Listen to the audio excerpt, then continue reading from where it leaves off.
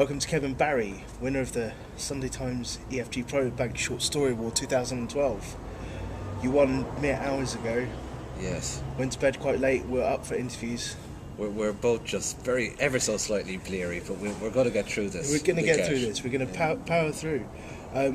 So when we caught up with you and you were having a sort of a stroll around the Christchurch quad over here in Oxford, what were you thinking? How quickly can I blow 30 grand?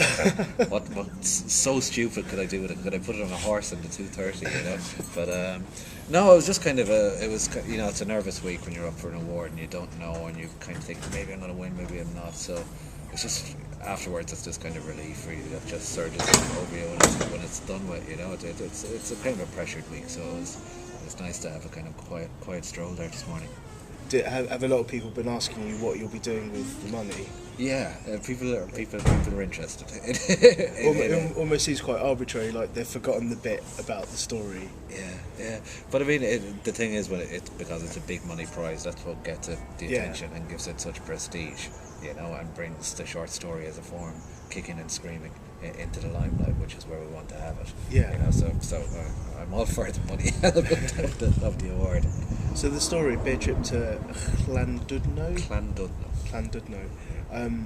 Ostensibly a story about a real ale drinking group who go to Llandudno to sample the ales, but actually what unfurls is, I don't know why I'm telling you this. This is your story. This sort of great story about what men really think and what men are like, and the idea of camaraderie and how much that means. Yeah.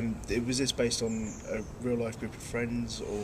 No, I suppose it's a story about male friendship and about fraternity, you know, and it's weird how seldom that's written about, really, because it's something that male writers tend to recoil a little in horror from, you know. It's kind of a difficult mode to go into.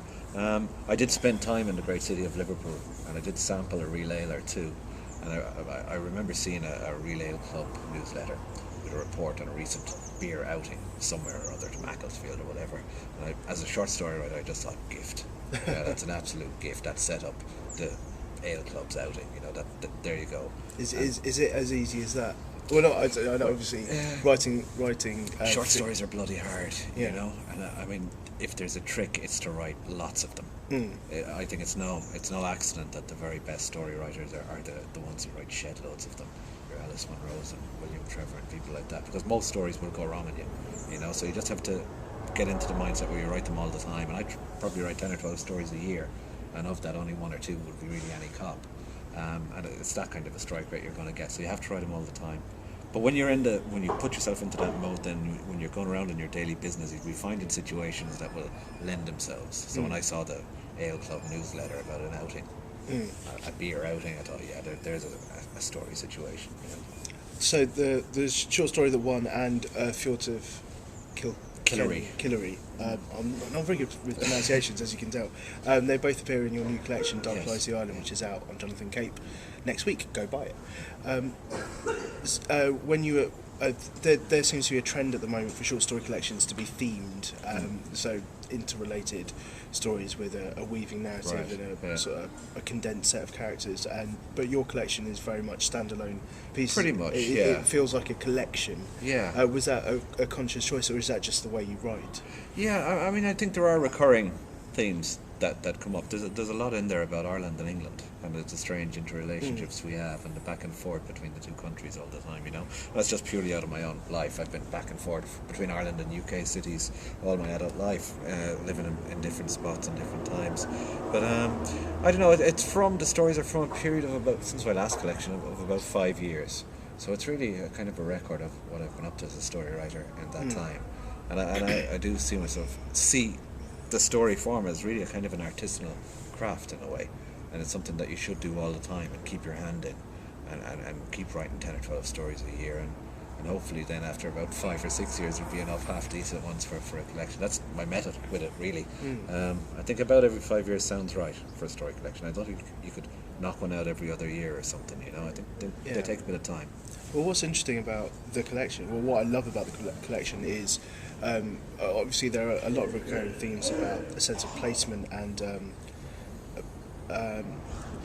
it veers quite wildly, well, not wildly, that's probably unfair, but you've got something like Beer Trip to Llandudno, and then you've got the story about the bomber, the tube bomber, and then you've got the beautiful story across the rooftops.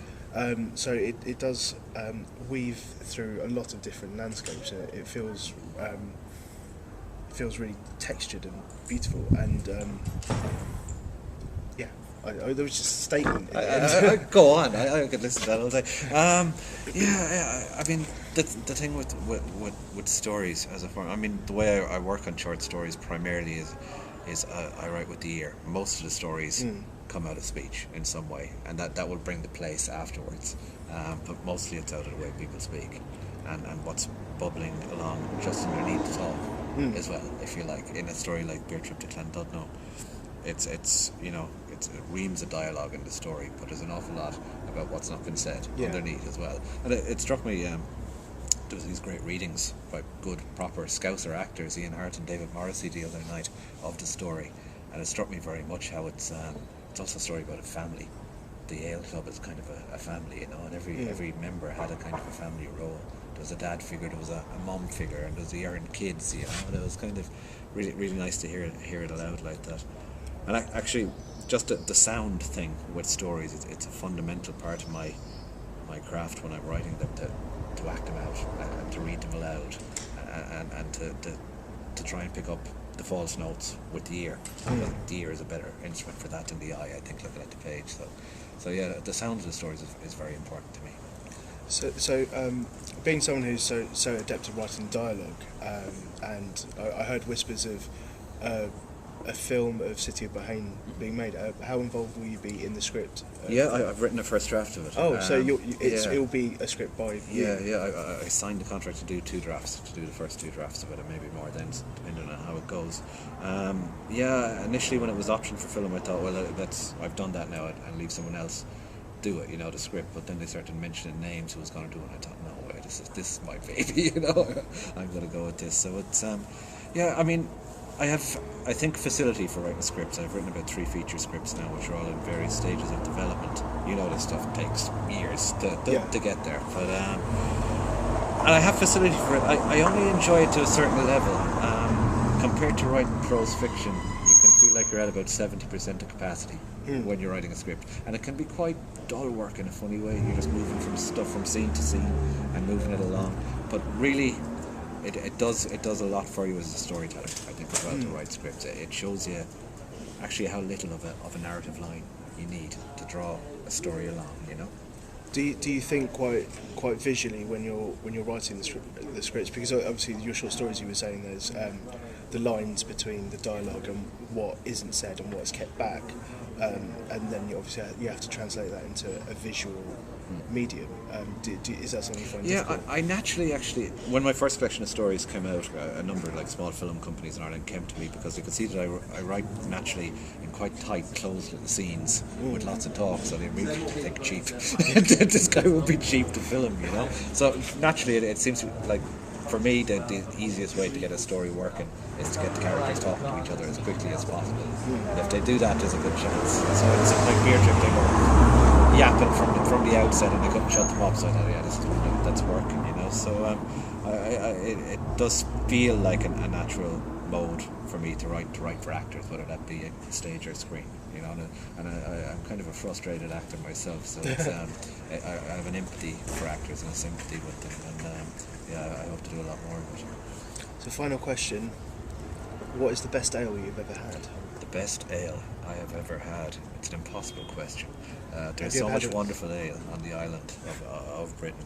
Have you ever had a 5? There's a beautiful. I don't think I've ever had a 5. We're still searching. We're always searching for the 5. The 5 is out there somewhere. Someday, Nikesh, we'll find a 5. Thanks very much. Thanks.